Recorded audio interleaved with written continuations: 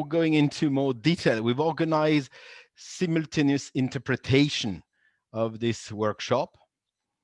The function can be activated at the bottom of your screen in Zoom, that little planet.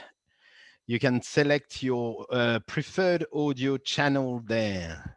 So please do so that you can enjoy the workshop to the full.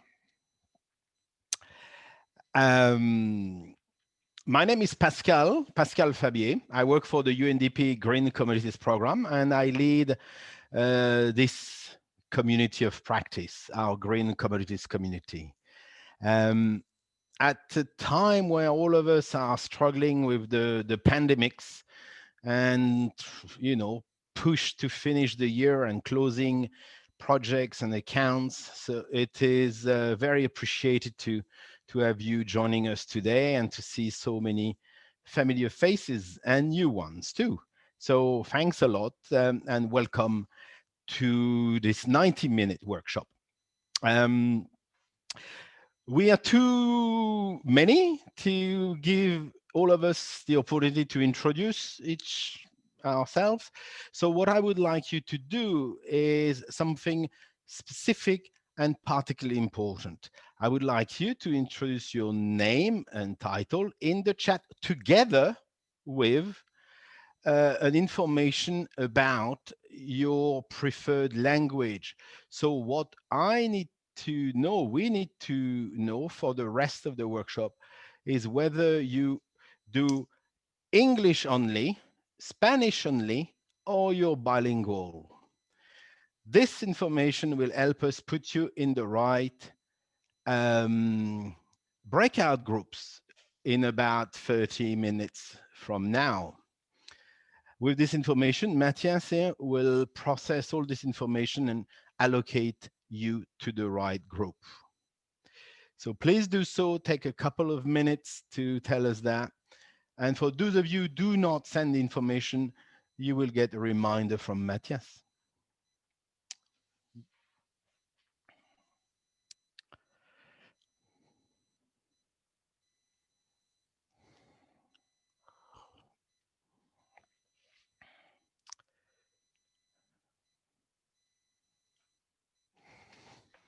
Hi, Tim. Hi, Oscar. Live. Margaret. Nice to see you. Lavinia.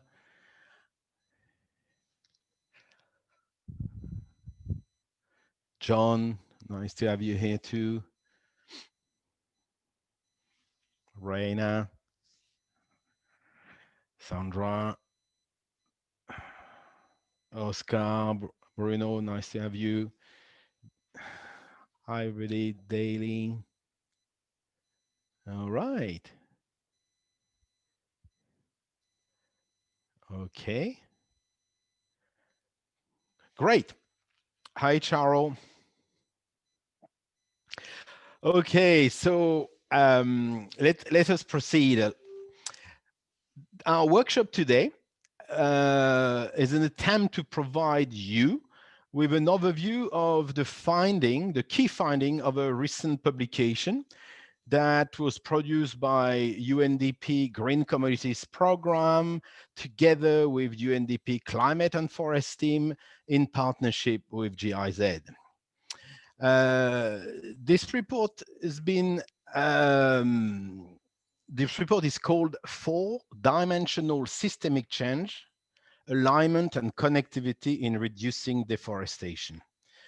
A bit of a mouthful, but nevertheless, it says what it does. It's about systemic change and aligning effort to address and curtail deforestation. The genesis of this report comes from a simple observation, unchallenged by most people we spoke to, that many initiatives and actors on the ground or at the global level work hard on sustainable commodities and deforestation, but tend to do so in silos, not collaborating enough to take advantage of the opportunities and synergy that would help increase impact. This observation equally applies to global, national, local level actors and initiative. And we prepare this report to understand the problem better and to offer some a road to some solutions. So that's what we're going to try to look into today. Now, before we do so, if you can, I will invite you to have your camera on, so it makes our interaction more warm and pleasant, and to stay on mute when you're not speaking. The chat function is at your disposal. Please use it. Don't refrain yourself unless if it prevents you to listen to what's happening, to ask any questions or make any comment. We'll keep a record of that and try to answer these questions. Thanks for, I see more camera. This is great. Always exciting backgrounds. You never know whether they are fake or real. So that's great. So that's where we are. Our objectives today are to socialize the finding, the high-level finding of this report, and engage in a conversation that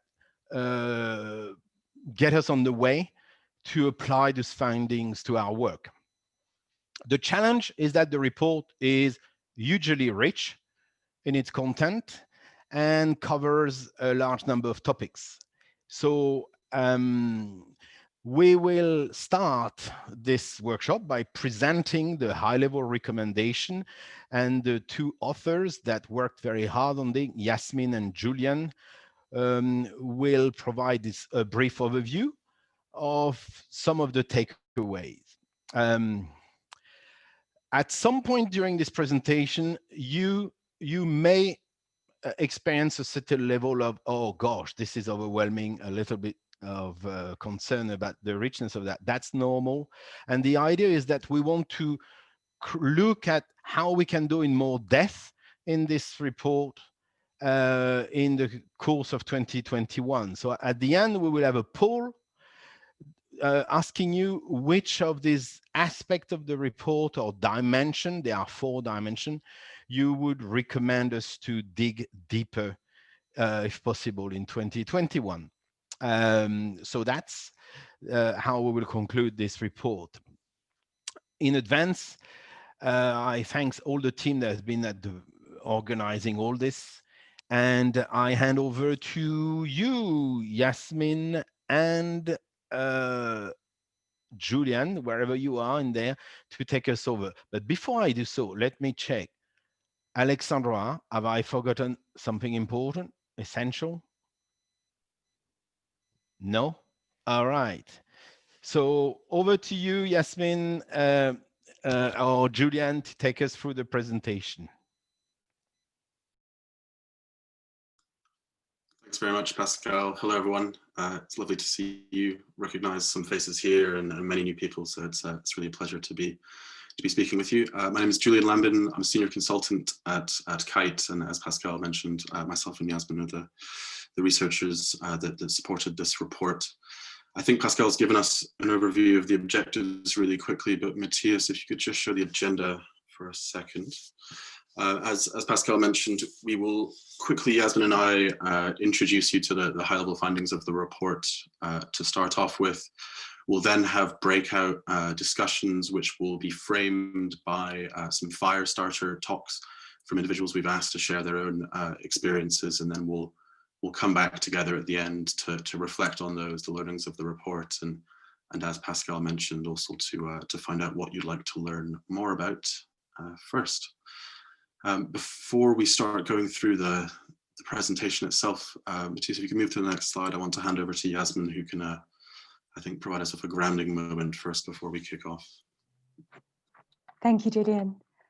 Hi, everyone. Nice to meet those of you I haven't met yet and to see the rest of your faces here.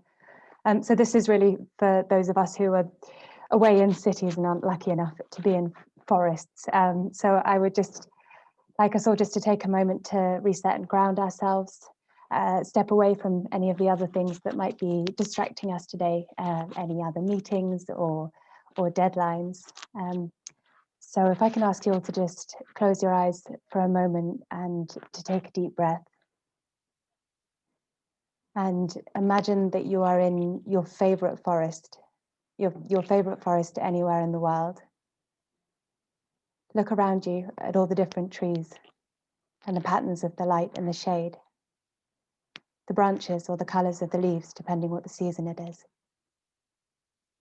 Feel the air on your skin, the coolness or the freshness, the heat or the humidity. Listen to all the sounds around you. Maybe you can hear the chorus of insects or birds, maybe the sound of running water or dripping from leaves, or just the sound of the wind blowing through the canopy above. You take another deep breath in and smell the freshness, the scent of the resins or the pungency of the decaying leaves beneath your feet. Imagine all the creatures and organisms that live and thrive there, big and small. And think of all the people that benefit from the forest resources, near and far. Think of the cycles of nutrients, of water, of atmosphere, all the systems that rely on and maintain the continuity and balance of this forest ecosystem. And as you open your eyes and return to the room, I'd like you to keep that forest with you for the rest of our conversation as a reminder of why we're all here. I'll now hand back over to Julian, who will introduce the research that's informed this new report. Thanks, Yasmin, that was lovely. Matthias, if you could have the next slide, please. Great, so quickly a little bit of kind of rationale and background to the research. And as Pascal noted, the background is really the context we're all operating in as we seek to promote sustainable commodities. There have been numerous innovations in technology, in standards, in formats of intervention and in partnerships, and increases in the amount of finance and level of commitment directed towards sustainable commodities. And yet, despite all of this, in many areas, deforestation continues to rise, and this presents, of course, enormous challenges to the global climate change and sustainable development ambitions that we harbor.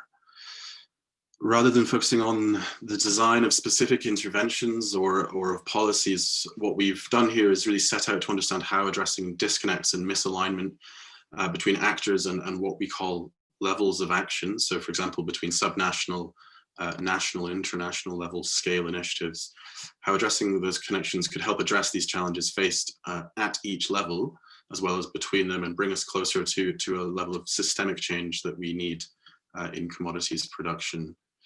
So we looked at a wide variety of research to do this, and then conducted a wide series of interviews in two stages.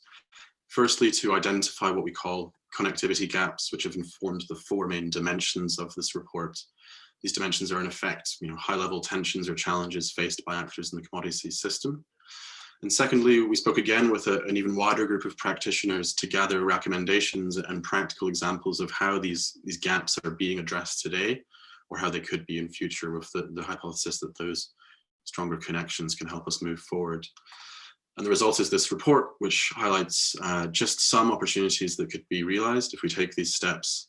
For each of the four dimensions in the report, we present these high-level recommendations and map different actors in the commodities system against the roles that they could play in creating that alignment. So different dimensions will likely resonate more with different stakeholders, different people here, according to your place in the overall system. And the recommendations, as Pascal noted, remain quite high level, as they're agnostic to specific national context or commodity context. And the ambition of the UNDP, and indeed the ambition of this session we're having right now, is that these high-level recommendations can guide a conversation and thinking about systems change in commodities, and through that be translated into action in specific contexts and for a wide variety of actors.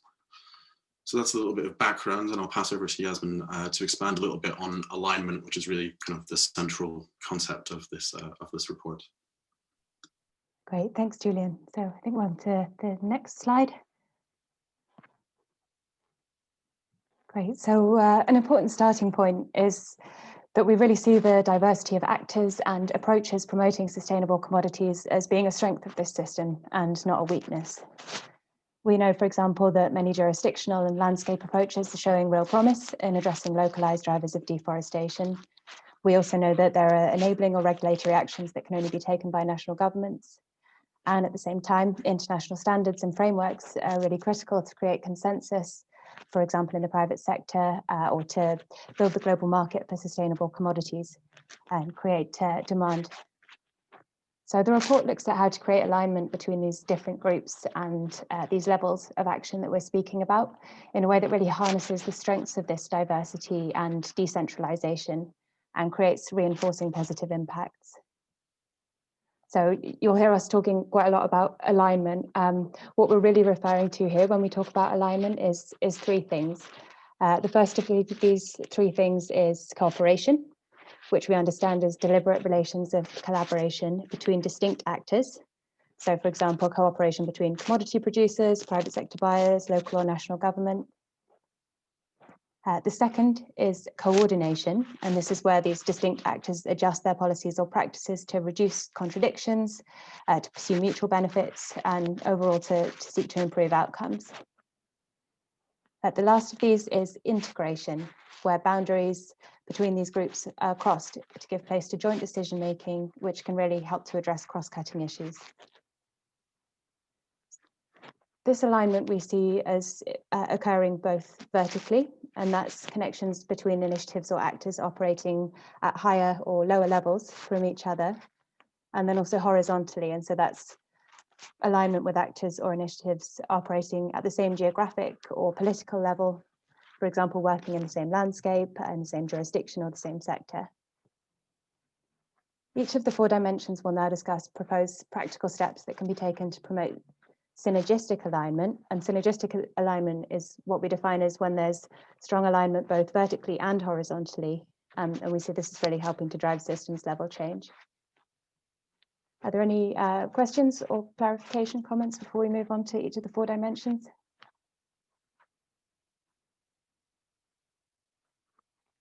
Back over to you, Julian, if not. Then feel free to post anything in the chat in the meantime. I was to say, if there are questions as we go through, do just post them in the chat and we'll try to address them when possible. Matthias, next slide, please. Great, so our first dimension is called increasing cohesion between levels of governance and action. And this looks really at challenges that emerge in the absence of vertical alignment and what actions different actors can take to improve that situation. So what we heard speaking to practitioners is that, whilst there's many fantastic initiatives, as I mentioned, at each level of action, these are often disconnected, particularly between national and subnational levels. And that one consequence of this is that we see islands of good practice in certain areas or jurisdictions, whilst the overall standard of sustainable production in a country or a wider region remains low. Beyond this, often it's also difficult to draw attention to successes and good practices occurring at these subnational levels that could improve or inform national level standards and practices, or indeed international. And at other times, standards being applied in one area might be misaligned with those being promoted by a national government or by important private sector actors, and therefore create overlapping or onerous demands on farmers, producers, and other actors. Our first recommendation to address these vertical disconnects is really concerning establishing more cascading platforms that connect these separate levels of governance and of action. Here, what we're calling for is really the creation of convening spaces, more formalized platforms that enable that knowledge sharing and interaction between actors operating at different levels. In our last workshop that we ran with colleagues in Asia, we heard about the Foxby National Commodities Platform for Sustainable Palm Oil Production in Indonesia, which is supported by the UNDP. And that's an excellent example, I think, for those of you who aren't already aware of it, of an attempt to create these stronger linkages between different levels of action and the actors operating at those levels. Our second recommendation here, and it's related to the first, of course, is a call to make jurisdictional approaches a key thematic area in national platforms. Right now, we know there's just not enough connection between these levels. There was, for example, a report released last week that found that only 21% of states and regions had been consulted by their national governments about the climate action plans despite having their own ambitious commitments, for example. So raising awareness of action occurring at subnational levels, and as importantly, initiating discussions about how national actors can improve the enabling environment for others that are promoting sustainability is something that we think can be much more of a common feature of national level platforms. Finally, we also highlight the importance of creating conditions for bottom-up transfers of innovation and knowledge from subnational initiatives. This recommendation can in part be realized through the platform-related solutions in our first two suggestions. However, we think this is also something where perhaps more research is needed, namely to better understand what conditions determine the spread of good practice from say a pilot subnational scale to a national scale, so that these conditions can in future be proactively established from the outset of future programs. Yasmin? Great, if we can go to the next slide, please. Thanks. So the second dimension we talk about is focused on the other half of synergistic alignment, the horizontal aspect. So this is really thinking about addressing disconnects between actors operating at the same political or geographic level. We might understand a lack of horizontal alignment is characterized by diverging or contradictory methods, goals, or definitions, or for example, by competition between actors. That might be for customers, for funding, or even for recognition. To address these horizontal challenges, the report highlights recommendations which create opportunities for alignment and exchange, and really seek to improve the quality and outcomes of interactions. Our first recommendation here is to increase knowledge sharing across groups of actors, and to do this by fostering platforms and incentives for horizontal cooperation and exchange. We know the UNDP Climate and Forests team, with whom we also worked on this research, supports South-South exchanges between local communities in a model that has the potential to become much more commonplace. Our second recommendation here is to do more to ensure that marginal stakeholder groups are fully able to participate in processes. So there's still a need to more consistently create conditions for smallholders to gain access to certification programs, to markets in information in ways that are building trust at the same time. And we also want to be able to create opportunities for farmers or for Indigenous producers to share their environmental knowledge, their learnings and their best practices with other practitioners who might benefit from them. Our third recommendation in this area really stems from some of the strongly contrasting views we had from some of the different stakeholders we spoke to during the research. So while recognizing that having these diverse perspectives and views is really important, we highlight the need to instigate cross-sectoral dialogue to articulate definitions of success. This is a way to build shared understanding around achievable goals and around ambitious commitments. This could then help to attract more partners who might support important conservation or sustainable development programs. So on to the third dimension, and over to you, Julian. Thank you. Thanks, Yasmin. Next slide, please. There we go. Thank you. So our third dimension is looking at increasing government capacity for synergistic alignment. And I think, as most of us here will already know, changes in jurisdictional or national government really at any level can reverse political agreements, dismantle supportive environments and derail action plans almost instantaneously. And even where commitment does exist, some national and subnational governments perhaps lack the internal capacity to create the enabling environment that is so important for other actors and for change. That includes things like control of land ownership and land use laws, data collection and monitoring, and of course, basic legal compliance and the rule of law. So here we highlight quite a diverse set of recommendations that can address these issues, namely of continuity, of capacity, but also, I think, importantly, of quality partnerships with governments. The first is a call to create agreed and more shared methods of capacity building and support when working with government actors. We know that strengthening government capacity to convene stakeholders, to develop shared plans and to deliver services is essential to sustainable commodities interventions. And so the key rationale for this recommendation is really to assure that misalignment isn't created when multiple external actors, such as many of those who are here, are working with governments to provide services or build their capacity. I think we all know also the importance of multi-stakeholder convening to building the shared commitment and shared understanding that we're talking about. However, even more important than getting people together, just in a room is cultivating an atmosphere and a format of exchange that genuinely builds trust, doesn't just tick a box. And so our second recommendation here calls for greater efforts to build a bank of skilled facilitators and other stakeholders to support systemic dialogue. That means that they understand systems level change and how systemic conversations can take place, that they can also really facilitate conversations in a way that breeds real trust. With these stronger conditions in place, we also highlight the promise of early efforts to create more independence and more independent national and subnational platforms with diverse ownership. And here what we're talking about is mature platforms which have met conditions such as establishing broad buy-in and clearly articulating their action plans, and where those can establish some level of independence from the governments that launched them.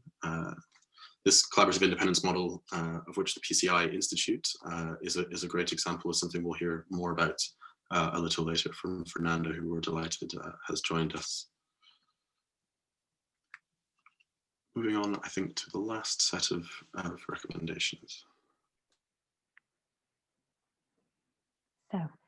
So our fourth and final dimension is looking at a crucial element for systemic change in sustainable commodities production.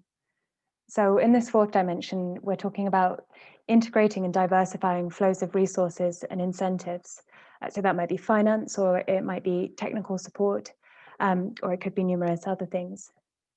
So these resources can become more available by addressing the other three dimensions we've talked about, but it's really essential that they reach the farmers and other practitioners whose actions on the ground are really pivotal to turn the tide to lasting sustainability. We've seen that it's clear in many places these incentives aren't getting there fast enough or at enough of a scale to make the difference they could make. This is due to a number of things, partly because of difficulties in measuring and attributing success and rewarding it appropriately, but also because of many disconnects, such as between farmers that might be doing the right thing and businesses or consumers who aren't yet willing to pay for premium products. Crucially, in this dimension, we highlight the need to develop criteria and systems to distribute incentives and resources to ground level where they're needed the most. To be able to identify priority areas, we need to be able to account for ecological impacts, for emissions reductions, and additionality much more accurately than we can do already. Tracking forest cover change through digital platforms, through MRV infrastructure, and particularly through ground level reporting, we see as being really able to help this. Especially if these different aspects are combined, this could provide critical information on where resources are most needed, where they'll make the most difference. National government distribution of incentives could then be aligned with both needs at ground level and with priorities at the international level.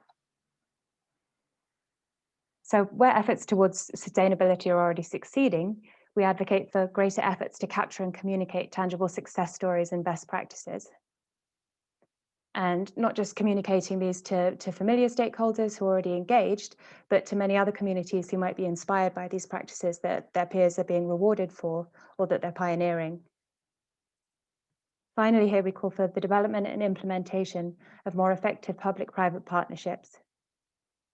Acknowledging the various paces of political, of socioeconomic, and of ecological change, we highlight that agreements must flex with these time cycles, which could be hugely variable, as you know, but for the benefits of partnerships to be able to materialize. Importantly, these partnerships must be designed and managed so that they ensure that all stakeholder groups are benefiting. Great, back over to you, Julian. Great, thank you so much, Yasmin. So there you have it, a very, very brief overview of, as Pascal noted, a very rich report touching a lot of different areas. I think really to summarize, the core findings and recommendations are focused on highlighting opportunities for a more connected and mutually reinforcing network of action to realize and fulfill the ambitions that we have, and really highlighting opportunities for different groups of organizations to create those conditions where that connected network can materialize. Our hope is this can serve as the basis for engagement with a lot of different actors about how these goals can be achieved in your own specific contexts and your own specific challenges. So I want to open up the floor to questions and reactions before we move on to our presentations. So any questions or indeed comments from what you've just heard?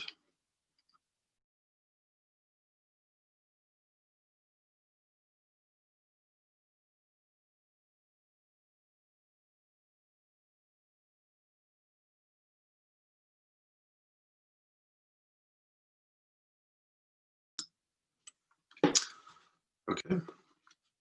Well, if there's no questions for the moment, what I'd like now to do is remind you, if you haven't yet done so, to indicate in the chat which language you prefer to be speaking in the breakout rooms. What we'll do before we break out into those rooms and to make what we've just talked about a little bit more tangible, I think, is invite some people to share their own examples. And we're very thankful to Fernando, to Reina and Oscar for joining us to do so. Fernando, if I could ask you first Julian, can I interrupt? Of course, Pascal. Yeah, thanks. Thanks for the speedy presentation. In the chat box, you would see Sandra has uploaded a link to a table that summarizes this presentation at a glance the different dimension in Spanish. Sandra is working at putting the link in English too, and that is the ultimate executive summary of that report. So that's one thing to do. I just want to say one thing here before we move into the presentation, is that when the advanced draft of this report was produced back in spring at the beginning of the pandemic, we felt that we needed to apply this report to specific jurisdiction and landscape, and we went through using the report into setting up jurisdictional level dialogue in West Kalimantan and in Caqueta in Colombia to promote greater alignment and greater broader systemic participation of the stakeholders. And that's how the idea behind this report is that it has the potential to guide some new conversation between stakeholders and to frame new relationships and help us address some gaps in project design or in project planning. So that's how it's been used, and that's how we would like it to be used more in the future. So back to you, Julian. Thank you, Pascal. No, I think that's important to emphasize, and hopefully our talks just now can also demonstrate how to translate this into a tangible example in different contexts. So before we do our breakouts, as I mentioned, we'll have some short talks now from our fire starters, as we call them, to provoke your thinking, show you how these ideas are being applied in real life. So Fernando, I'd love to ask you to start and really to present very briefly your work, which I think most people here will be familiar with, but I would love to hear in particular, how it's resonant in terms of what we just spoke about, how it has enabled greater collaboration, greater alignment and actions between actors. So welcome, Fernando. Thank you. Thank you, Julian. Good morning or good afternoon, everyone. I'm Fernando Sampaio. I'm speaking from Mato Grosso in Brazil, where I'm executive director for the PCI strategy here, produce, conserve, include. I was happy to see on the report, Julian, all the, the 4 dimensions that you just explained it, how it relates to the work that we are doing here. Not only on the third recommendation where I was quoted as an example, but in all the others, I can see how the recommendations have relation with some of the actions that we are trying to implement in Mato Grosso. For you that are not familiar with Mato Grosso is one state in the center west of Brazil. Is roughly the size of Germany and France put together, and is Brazil's biggest producer of commodities, soy, corn, cotton, beef. So it's a big producer. It has a recent history of occupation. So Mato Grosso was occupied in the last decades. So it's a very recent process of territorial occupation. Deforestation reached its peak in 2004. And since then, a lot of efforts from the public sector and the private sector managed to dissociate the curve of production from deforestation. Nevertheless, the state still has about 60% of its territory covered on original forests, Amazon, Cerrado, and Pantanal in Brazil. And back in 2015, the stakeholders here started a set of discussions around some targets to stop deforestation in the state, long-term targets. And the idea was Mato Grosso to have a plan to reduce deforestation and to stop deforestation. But the producers got involved with it, and they started discussing how much more land was necessary to, to cover all the demand that we had in the future for soy, for all kinds of commodities. So, and the government itself put on the table the question about the smallholders, the indigenous communities. Mato Grosso is home for 43 different ethnic groups of indigenous people. So from all the discussion, the PCI was born, and it was presented in COP21 in Paris as this long-term commitment of Mato Grosso around this vision that, yes, we can produce more using the areas that are already open or clear. For you to have an idea, in the next 10 years, Brazil will probably expand in 10 million hectares its soy production due to the demand, especially coming from Asia. But Mato Grosso alone has 15 million hectares of pastures that could be transformed in agriculture. So all the future demand of soy for the whole Brazil fits inside Mato Grosso pastures alone. So there's a lot of room and opportunity to expand production without deforestation. We can do that and at the same time increase cattle production, because there's a lot of possibilities to improve efficiency and productivity on the cattle production. We have the challenge to stop illegal deforestation. It accounts for more than 80% of all deforestation in Mato Grosso. We have to implement the forest code and create incentives to stop the illegal deforestation. And at the same time, we have the challenge to include more than 100,000 families of smallholders. Mato Grosso is a big exporter of commodities, but we are importing products like fruits and vegetables from other states in Brazil. So there's opportunities in other supply chains for the local market to be developed for the smallholders. So the PCI was born as this long-term vision with a coalition of stakeholders.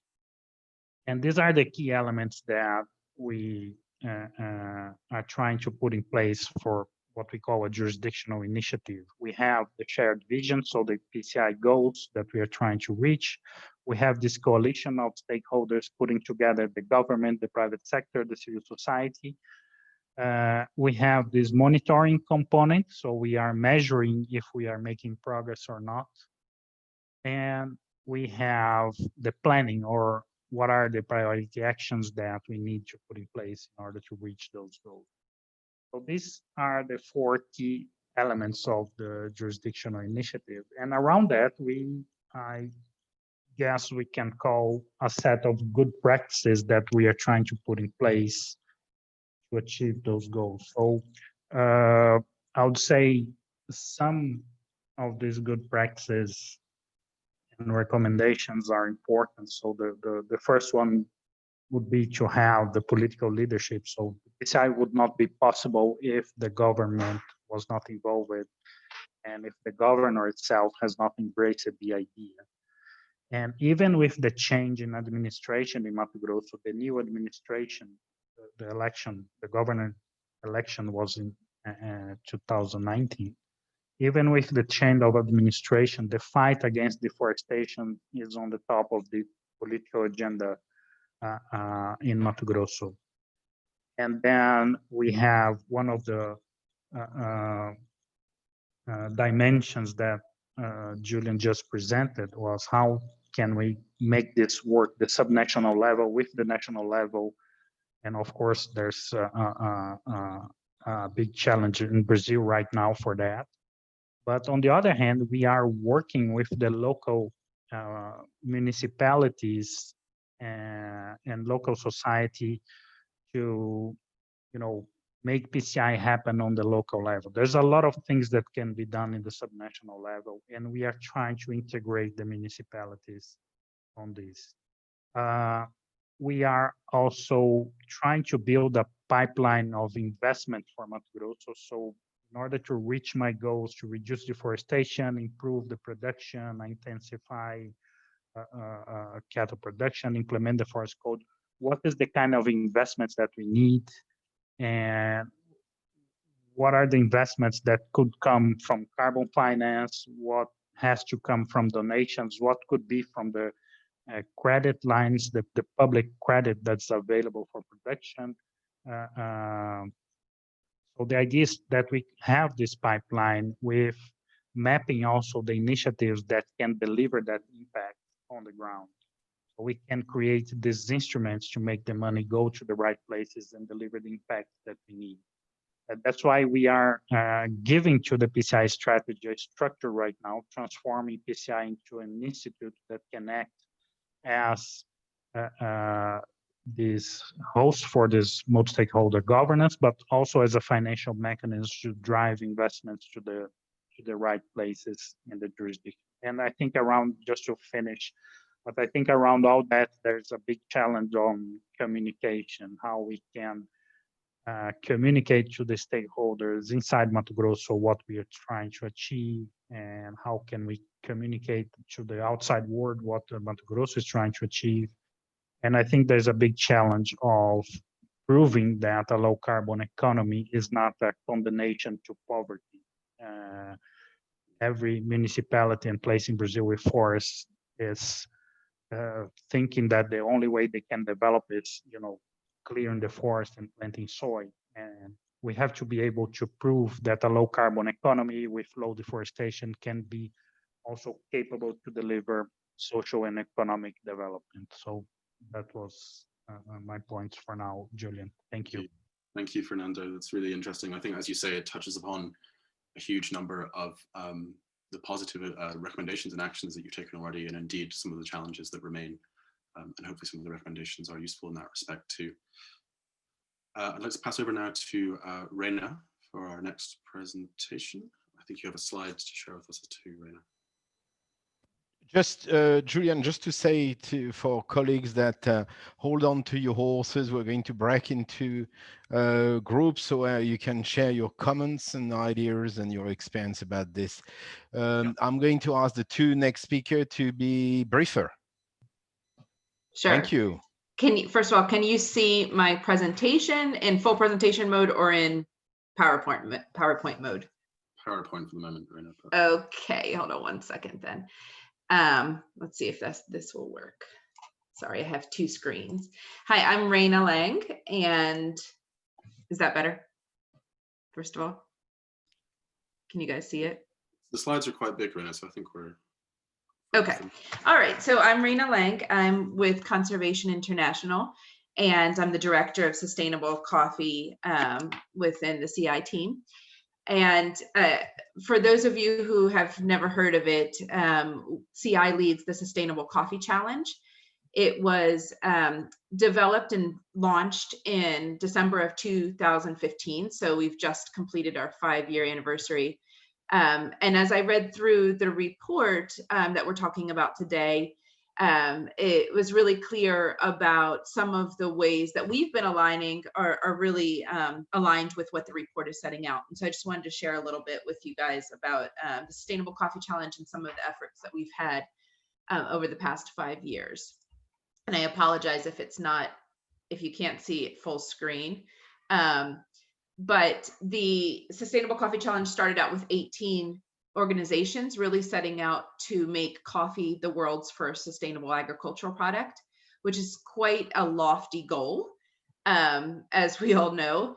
And so as we've been building out this effort, we've really seen interest from across the industry and also across different supply chain actors. So, and even outside of supply chain, so governments, producers, big brands, small cooperatives. I mean, it's definitely grown in interest, and which has us excited from the sustainability standpoint, right? But from the practical organizational side of managing such a large group that has now grown to 160 organizations, we've really been thinking about how do you drive action, right, across a multi-stakeholder group as such. And over the past 5 years, we've done things like trying to level set at the global scale on specific issues. And of course, a lot of the work has been around building trust. It's been very important to set a real culture of trust in order to actually get to the action part. From the CI side, we wanted to get to action much quicker. But it's really important to get that trust across those parties, especially competitors, in order to find the opportunities where you can engage together. But one of the things that we heard loud and clear over the last probably about a year and a half was that while we had set out clear kind of opportunities thinking from our side that companies wanted a lot of flexibility in how they acted on sustainability, they actually came back to us and said they wanted more direction. They wanted a tangible goal beyond the ambitious goal that we had set, right, of making coffee the world's first sustainable agricultural product. They wanted something very tangible that they could track towards. And so just recently, actually last Monday, we announced after a 6-month, actually it's probably about an 8-month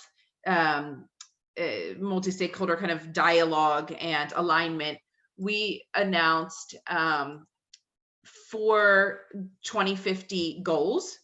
Again, still quite ambitious, but related to coffee, markets, people, and planet. For the sake of time, I won't go through each one of these, but they do have metrics behind each one of them. And again, I apologize. I don't know why you guys can't see my full screen. But to even drive towards those 2050 goals in a more tangible way, we also set forth 2025 targets. And this will enable us to take some of the global dialogue that we've had and really start seeing more commitments to specific tangible areas. And as we've done this, we've thought about how do we take these global targets and land them in landscapes. And so that's a lot of the work that we're doing now, is aligning on where do we need to conserve the most. For example, where are there issues around living income that we can drive co-investment into specific areas? So I know for the sake of time, I've run through things quite quickly, but those slides are available. I'll make sure that they're available to the team if you guys want to run through them after this session. Thanks so much. Thanks so much, Rena. We appreciate sharing your insights and also keeping to time. Very appreciated both counts. So yeah, if anyone wants to talk more about that, do get in contact with us, and we'll share those with you. Lastly, I'd love to introduce Oscar to speak to us about projects he supports. Oscar, I believe you will speak in Spanish, so those of you who need can use the interpretation button as a reminder. Buenos días, buenos días a todos. Un placer estar en el taller. Estuve revisando el documento, muy interesante, muy útil. Realmente es una nueva perspectiva que vamos a tener sobre plataforma, y justamente lo que vimos en él son algunas cuestiones que las hemos probado en nuestra plataforma en Paraguay, que como ustedes saben es soya y carne en la región oriental, y tuvimos la oportunidad, yo digo por suerte, de que el PRODOC nos indicó que debíamos trabajar primero con plataformas subnacionales, y para mí esa fue la experiencia más interesante de todo el proceso, ya que yo había visto, había leído las plataformas nacionales generalmente, que al ser nacionales tienen el enfoque de arriba para abajo, y con las subnacionales tuvimos la oportunidad de tener el enfoque de abajo para arriba, lo cual es muy rico. ¿Por qué muy rico? Porque permitió trabajar realmente con quienes están en la cadena productiva de ambos commodities, lo cual nos hace, nos permite tener un análisis de causa raíz realmente con quienes son los actores. Ellos son los verdaderos stakeholders, porque están en el campo, en el proceso productivo, tienen sus realidades, y lo que creemos más importante, tienen sus percepciones, que no siempre coinciden con las percepciones que se tienen a nivel político, a nivel nacional. Eso es sumamente enriquecedor, y desde nuestra parte quisiéramos alentar conseguir con esa política dentro del GCP de trabajar y estrechar los lazos entre los niveles subnacionales y los niveles nacionales. Eso no quiere decir que hay que abandonar el nacional, por el contrario, nosotros queremos visualizar en ese enfoque particularmente dos cosas: que cuando trabajamos con las subnacionales nos dimos cuenta que hay temas que escapan a, digamos, al ámbito subnacional en el cual se desenvolvían, que realmente tenían consecuencias que solamente podían ser resueltas a un nivel superior, estratégica y políticamente, lo cual entonces nos llevó después a diferenciar algunos temas y ver de que deberíamos concentrarnos en aquellas cuestiones, vamos a decir, operativas, de lo que son las prácticas productivas, de lo que son las realidades sociales y culturales de cada ámbito, de cada paisaje, y luego tenemos temas que los deberíamos desarrollar a nivel nacional. ¿Por qué? Porque son cuestiones que va a involucrar al país en todos los sectores, en todas las áreas geográficas. Por ejemplo, un caso particular fue el tema de las buenas prácticas. Si bien fue una cuestión identificada a nivel local, eso tuvimos, por la naturaleza de las decisiones políticas que tenían que tomarse para tener estándares, tuvimos que llevarlo a un nivel nacional para que los tomadores de decisiones pudieran realmente resolver esas cuestiones y convertirlas en leyes, convertirlas en manuales, convertirlas en guías que pudieran luego permearse a todos los otros niveles subnacionales. Y ese es un tema interesante, de que vamos a tener que seguir trabajando posiblemente en los dos niveles, pero eso también indica de que tenemos como desarrolladores del proceso de plataformas para el GCP, vamos a tener que aprender a hacer un aprendizaje de cómo debemos llevarlo a terreno, a la práctica, la unidad de gestión que tenga que intervenir, proveer herramientas como la que ustedes están dando en esta publicación, que la están dando, que puedan realmente, digamos, decidir qué hacer en cada uno de esos niveles de actuación. Hay otras cosas también interesantes que se derivan de eso y que ustedes han identificado muy bien en el documento. Yo no termino de felicitarlo, ¿verdad? Yamina, a todos los que intervinieron en el proceso, de que realmente es un producto que tiene que darnos muchas enseñanzas. La otra enseñanza fundamental para mí es el tema que ya lo discutimos a muchos niveles, con Sandra, con Life y otros, es el famoso tema de la institucionalización de la plataforma, que nosotros realmente tenemos, generalmente todos comenzamos nuestros proyectos a través del clásico, un proyecto de PNUD, se instala, empieza la plataforma y luego viene el famoso tema de pasar, como se dice, al control o a un multicontrol tanto de organizaciones públicas como de organizaciones privadas.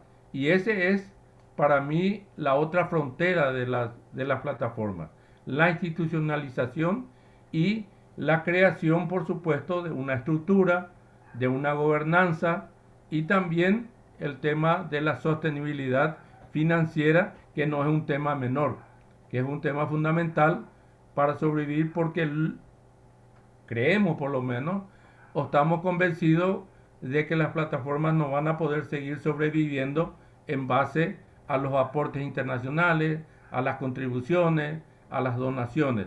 Y tenemos que generar un espacio no solamente de diálogo, sino de concertación tanto en el sector público como privado, para que realmente, nos gusta esa palabra, la usamos, se apropien de las plataformas. Nosotros tenemos que lograr que tanto el sector privado como el sector gubernamental hagan parte de su propia estructura a las plataformas y no sean como un proyecto complementario, accesorio, sino que sea parte de la mecánica, de la estructura de funcionamiento de esos, digamos, de sus propios planes y programas. El otro tema que también he visto... Oscar, you have 1 minute. You have 1 minute to wrap up. Well, okay. Finish. Thank you. Thank you, Thanks a Oscar. lot. Back to you, Julian. Thank you. Thank you, all three of you. I think that was really interesting and hopefully illustrates how the high level kind of calls to action that we make in this report translate in a specific context and the potential they have. We're now going to move into our breakout rooms for around 20 minutes. So your reflections and questions, have them at the ready. I think, Matthias, you can do that now, and then we'll see you all back here in around 20 minutes to reconvene before we close. So thank you again to our speakers. Bear with us the time we allocate.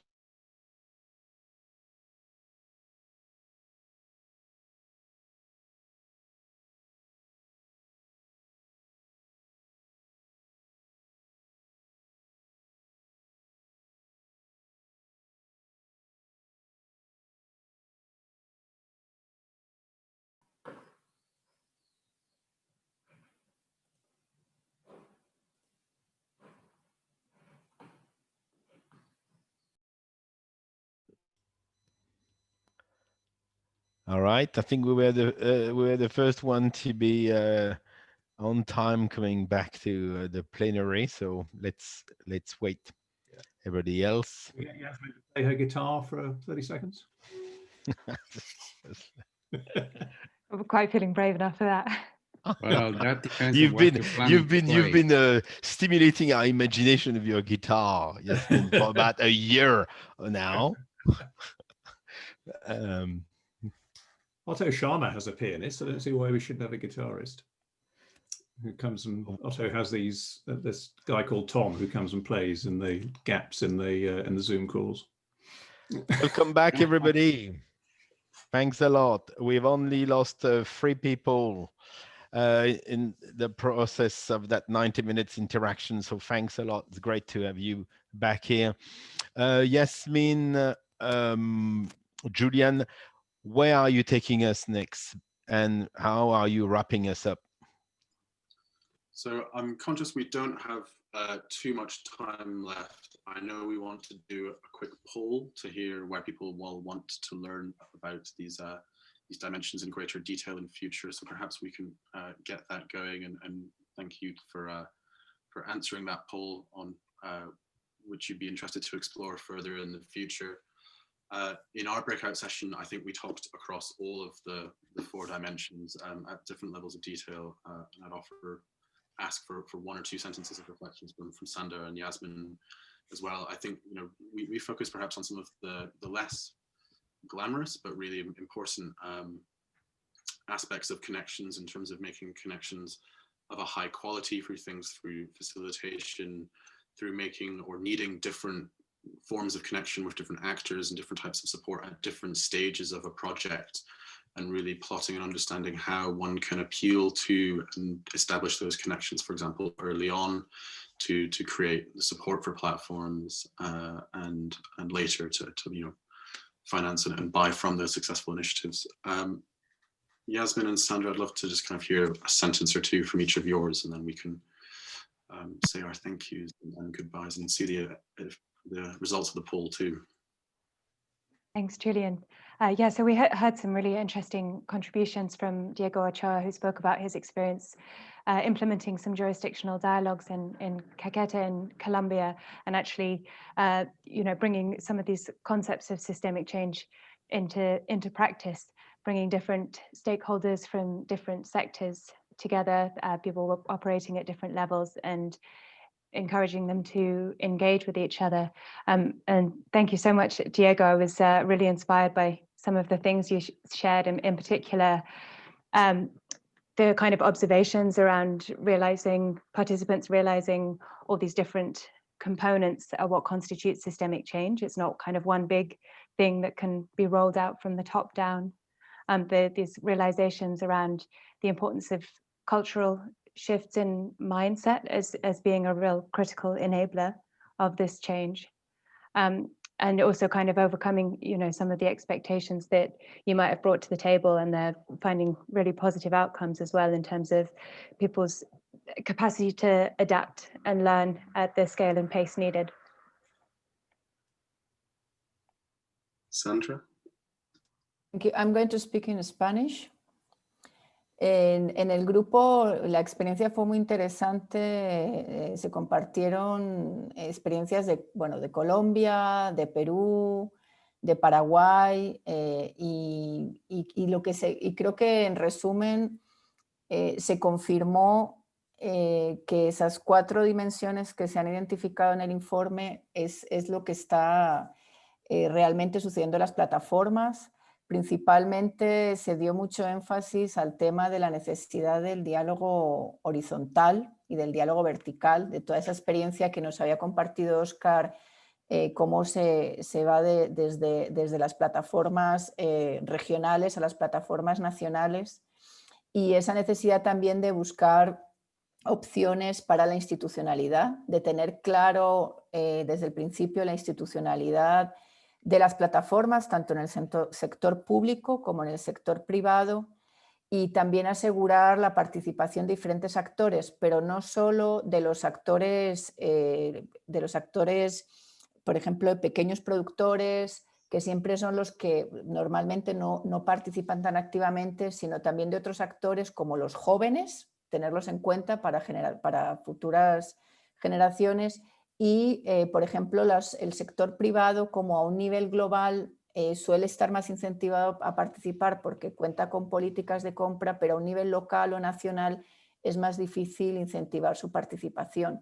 Entonces, tener en cuenta todos estos actores y también definitivamente buscar una manera nueva de trabajar con el pensamiento sistémico, de innovación y las nuevas metodologías para tener el diálogo es algo que fue también destacado en el grupo principalmente por Óscar. Creo que resume muy rápidamente lo que conversamos.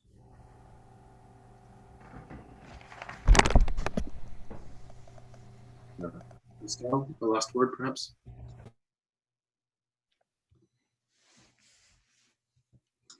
I think you're on mute, Pascal.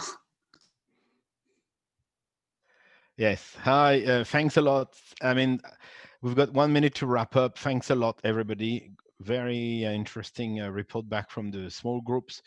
I just want to say the year is coming to an end. We're all wrapping up projects and gearing up for what's coming up next. We'll use some insights from the poll to decide whether we want to dig deeper in some of these